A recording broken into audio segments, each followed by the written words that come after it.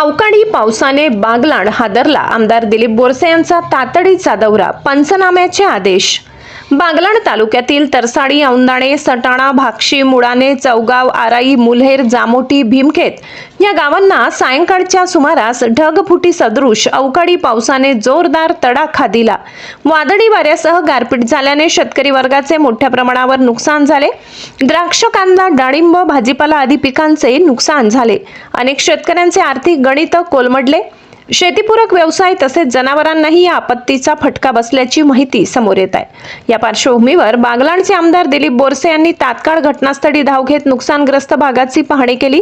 सकाळपासून त्यांनी तहसीलदार कैलास चावडे, कृषी अधिकारी महाले यांच्यासह भाजपा तालुका अध्यक्ष शरद भामरे, लखन पवार यांच्यासोबत विविध गावांचा दौरा करत प्रत्यक्ष शेतात जाऊन परिस्थितीचा आढावा घेतला.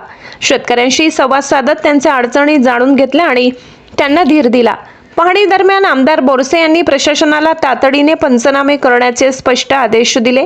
कोणत्याही शेतकऱ्यांचे नुकसान दुर्लक्षित राहू नये यासाठी काटेकोरपणे काम करण्याच्या सूचना त्यांनी अधिकाऱ्यांना दिल्या. तसेच शासन शेतकऱ्यांच्या पाठीशी ठामपणे उभे असून लवकरात लवकर मदत मिळवून देण्यासाठी प्रयत्न करणार असल्याचे आश्वासन त्यांनी दिले. दरम्यान नुकसानीची माहिती मिळताच राज्याचे शिक्षण मंत्री दादा भुसे यांनी सटाणा येथे भेट देत परिस्थितीची पाहणी केली. अधिकाऱ्यांशी चर्चा केली. अवकाळी पावसामुळे बागलाण तालुक्यातील शेतकरी मोठ्या संकटात सापडले असून तातडीने पंचनामे पूर्ण करून नुकसान भरपाई देण्याची मागणी जोर धरत आहे.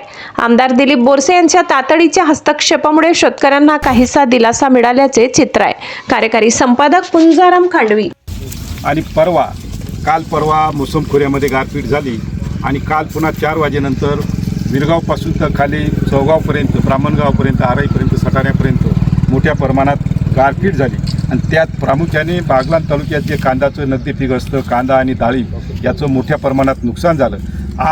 काल 5 वाजता गार पडली आणि आज मी कंप्लीट आता 10 वाजता किंवा 11 वाजेपर्यंत ही गार आज बी अस्तित्वात आहे. म्हणजे एवढ्या मोठ्या प्रमाणात आपल्या या बागलाण तालुक्यात गारपीट झाली. जवळजवळ माझ्या अभ्यासाने 50,000 हेक्टरवर कांद्याचं मोठं नुकसान झालं आहे आणि पूर्णपणे शेतकऱ्यांचं नुकसान झालं आहे, डाळिंबाचं नुकसान झालं आहे. मी सर्व शेतकरी बांधवांना आग्रहाची विनंती करून सांगतो की कुठल्याही याला न घाबरता सरकार आपल्या पाठीशी आहे, आपला आमदार आपल्या पाठीशी आहे, शासनाचे सर्व अधिकारी आपल्या पाठीशी आहे. 100% न्याय देण्याचं काम युतीच्या सरकारच्या माध्यमातून मी शेतकऱ्यांना देण्याचं काम करेल हा शब्द देतो. एकच विनंती आहे, अधिकाऱ्यांना सर्वांना विश्वासात घेऊन ज्या परिस्थितीत पीक आहे त्या परिस्थितीचं पीक पाणी करून तिथं पंचनामा करावा असा आदेश मी संबंधित अधिकाऱ्यांना दिला आहे. एकच विनंती आहे, धीर ठेवा, सरकार आपल्या पाठीशी आहे आणि 100% मदतीचं आश्वासन शासनाच्या वतीनं लवकरात लवकर आणण्याचं काम मी भविष्यात करेल हा शब्द देतो.